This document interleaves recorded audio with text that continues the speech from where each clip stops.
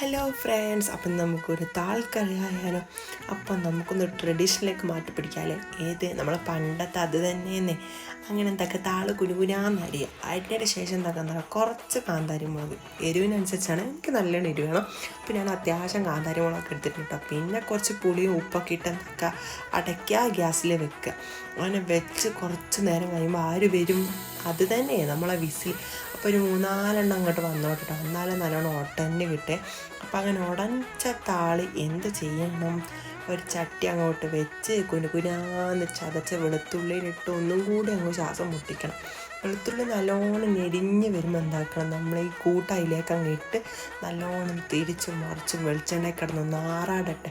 അങ്ങനെ ആറാടലൊക്കെ കഴിഞ്ഞതിന് ശേഷം പിന്നെ നമുക്ക് ചെറിയൊരു പണിയുണ്ട്. എന്താണെന്നല്ലേ, സലാഡ് ഉണ്ടാക്കാമെന്ന്. വേറെ ഒന്നുമല്ല, അതില്ലാണ്ട് എന്തോ പോലെ ഫുഡ് കഴിക്കാനേ ഒരു മൂഡുണ്ടാവില്ല.